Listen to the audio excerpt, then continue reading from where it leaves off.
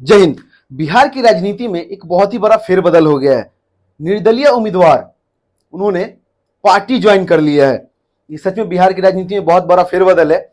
जिस सीट की सबसे ज्यादा चर्चा थी, पश्चिमी चंपारण सीट, जहां से बिहार के चर्चित पत्रकार मनीष कश्यप निर्दलीय उम्मीदवार थे, उन्होंने घोषणा कर दी थी कि वहां से वो निर्दलीय चुनाव लड़ेंगे और लगातार चुनाव का प्रचार प्रसार भी कर रहे थे।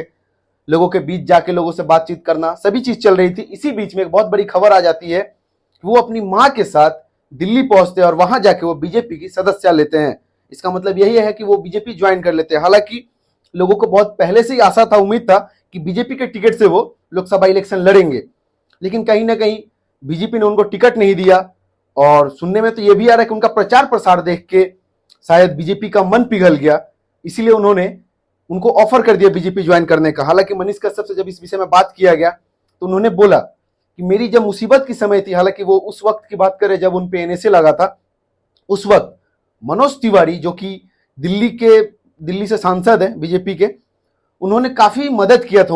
उनकी मां का कहना है और मनीष कश्यप की मां का भी कहना है कि वो बीजेपी ज्वाइन करे, इसलिए वो अपनी मां की बात को ना काटते हुए वो बीजेपी ज्वाइन करते हैं मनोज तिवारी के नेतृत्व में, और मनोज तिवारी उन्हें पार्टी की सदस्यता दिलाते हैं। इसी बीच वो भारतीय जनता पार्टी के राष्ट्रीय अध्यक्ष जेपी नड्डा से भी मिलते हैं और दिल्ली में पार्टी की सदस्यता लेते हैं।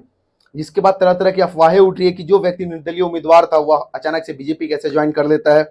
इस विषय पर तरह तरह की चर्चे हो रहे हैं। बहुत सारे लोग उनका विरोध भी कर रहे हैं कि हम मनीष कश्यप को सपोर्ट किए थे, वो पार्टी ज्वाइन कर लिए।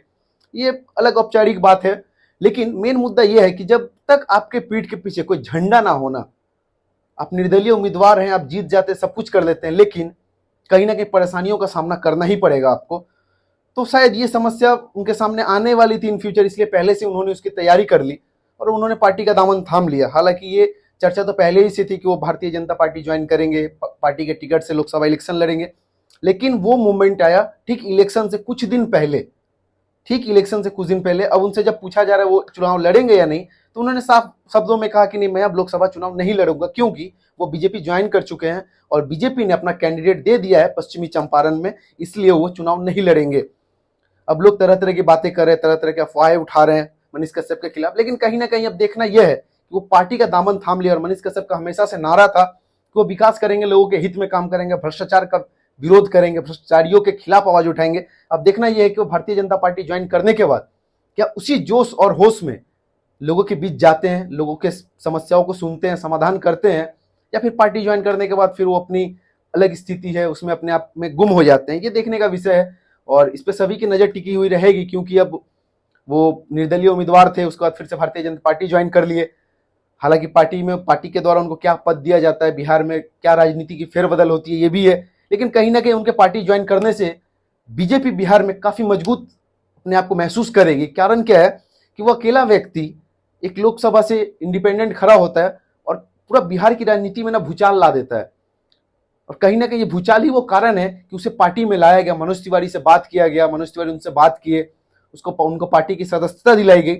ये कहीं ना कहीं बिहार में एक फेरबदल का जो है ना वो घंटी लग रहा है कि बिहार राजनीति में कुछ फेरबदल होने वाला है। अब देखना यह है कि ये लोकसभा के बाद आखिरकार क्या फेरबदल होता है। लेकिन विरोधियों के कान तो खड़े हो ही चुके होंगे कि जो व्यक्ति निर्दलीय चुनाव लड़ने के लिए आगाज कर चुका था, लगातार कैंपेनिंग कर रहा था, लोगों के बीच जा रहा था, व्यक्ति अचानक से भारतीय जनता पार्टी कैसे ज्वाइन कर लेता है, भारतीय जनता पार्टी का सदस्यता कैसे ले लेता है।